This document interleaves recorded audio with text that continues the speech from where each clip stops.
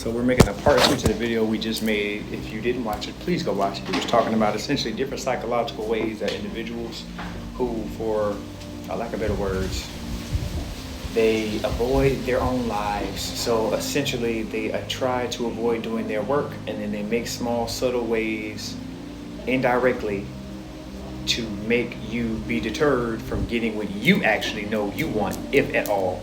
And if you don't, then how systemically it's placed as like a refusal policy to deter people from getting what they feel they are owed. So this now ties more so back into what the root of what all this is even actually genuinely talking about. What do I mean? Okay. The aspect and the diaspora of essentially your authenticity and your sense of self, your identity, and who you know you are / believe yourself to be in act. Okay, all of those things in unison together. There's actually the underlying message of all of what that really stems down to, which is, ironically, as simplistic as it is also very, funnily enough, so complex in its simplicity, and I'm going to explain what I mean here in a second. Essentially, the deeper implications of what all that means is, are you going to trust yourself, your dreams, your aspirations, and what you truly feel you resonate with as an individual, not just on a soul level, but emotionally speaking, for mental peace speaking, financially speaking, all of it. Because how you do one thing is how you do everything, okay? Now let's get into the specificities. And what I was talking to Claude, about essentially was like, I recognized why I can speak from that perspective of what I explained in the last video to this video, of those two dichotomies of people who essentially don't trust in themselves, don't trust their dreams, and you conform to society because you feel like you need to, feel like you have to, or feel like your dreams don't actually genuinely come true, versus the people that instead do that shit. They may go through the seemingly period of what seems to be rejection, which isn't, but it's a cultivation of character, you know what I'm saying, before you can be the person that has those things. And the dichotomy between those two aspects and perspectives and the spectrum that ensues, right? So to get more specific, right, the self-recognition piece is this, because like I said, when I used to work, right, making 100K a year, me working the easiest job I ever worked in life, okay, I found myself literally attempting to avoid working at all costs. Now, if I'm absolutely honest with you, the reason why my case was a little tad bit different, even because of that, because not just that aspect, but I was avoiding working because what they were telling me to do conflicted with my moral viewpoints of how I felt the job should be ran. And since they didn't listen to me, I said, well, fine, I'm not going to do it your way. I'm just going to do whatever the fuck I want to do. And then I got fired as a result, which I wasn't supposed to. That's a whole other case, but anyways. But I was able to recognize, okay, well, when I was there, I was attempting to do less and gain more, which is the same thing the job is doing to you. They're attempting to gain more from you, right? And do less for you, right?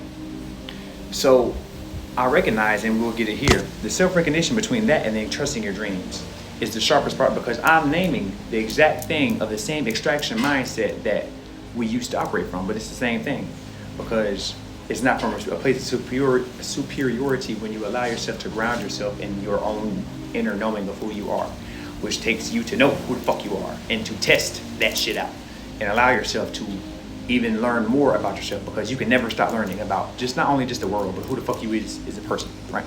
So continuing, what makes this read worthy in terms of new perspectives versus being judgmental, when you can recognize within yourself when you have demonstrated certain characteristics and behaviors, and you can see the same thing in the world, that's how you can know that it's grounded. But to continue, right, this point right here is the meat and potatoes of everything. When you choose short-term gratification versus delayed gratification, right, the short-term gratification gives you more ease now, all the way at the top, and resentment later, okay? Long-term alignment gives you friction now and genuine capacity later. Now, granted, it's a spectrum, some people more than others, but at least Generally speaking, we can say that, right? For the most part, right? Of course, with its added nuance. Even though the delayed gratification route seems like it's more work, it's just you're taking that tax up front instead of the person that does delayed gratification. You may get what the fuck it is that you feel like you are owed at a certain time frame, but you're actually doing yourself a disservice because now you pay for that later on because you took the easy way out, essentially, right? And this functions as a substance, even though it looks like it's more effort outside, it's actually you're getting more at the end of the whole conversation, at the end of the day. Also, this isn't talking about moral hierarchy or people. This is just two different relationships with time and self-trust right here. And essentially the relationship to you, to yourself. Okay, like I'll give you an example. You can expect someone to say, okay, I'm going to commit to you. I'm going to give you love and appreciation and all these things, but you can't even give that shit to yourself. That don't even make no fucking sense, right? Versus like you say, okay, right, let's say you go to short-term gratification route. You just get something quick, right? You just go off of chemistry versus compatibility. And yeah, it may feel good. The sparks may fly, but okay, is this someone that I could structurally, genuinely build with? So then when the time comes toward the structurally build part, yin and yang, if it falls apart, you can't be fucking, hit left field thinking, why the hell did this happen this way? You didn't do the necessary structure up front. So it's kind of like, for example, how like if individuals take their time with their relationships and they say, okay, hey, like we're gonna do this, we're gonna pace it, right? And some more than others, depends on who you are, it's nuanced. But just to say like in regards to a more simplistic way to just understand the concept, to just say like, when you do the necessary structure first, right? Then everything that ensues after that can flow and continue to multiply, even though it may seem like you're doing more work up front and not getting paid. Whether it's materially, right, with money, whether it's emotionally, whether it's financially, romantically, whatever, fuck. It all applies to all of that shit. Because how you do one thing is how you do fucking everything to some extent, right? Okay.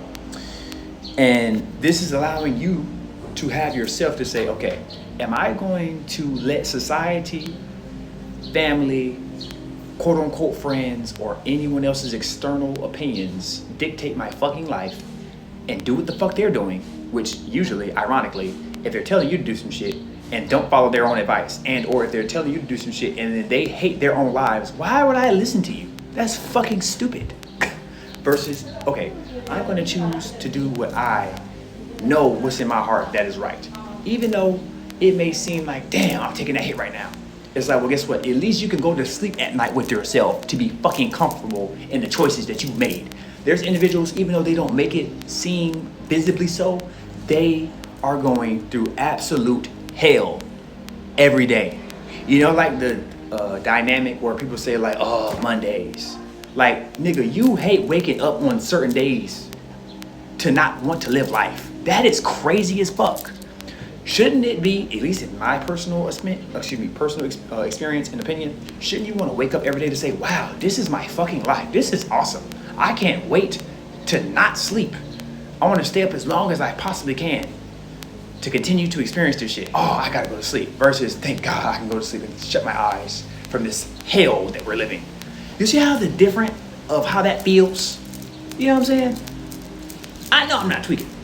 Okay, I've seen this not only just in my immediate area of where the fuck we from, but across multiple continents. It's the same dynamic. And some people handle it better than others. Some people handle it, and some people just don't at all. It just depends.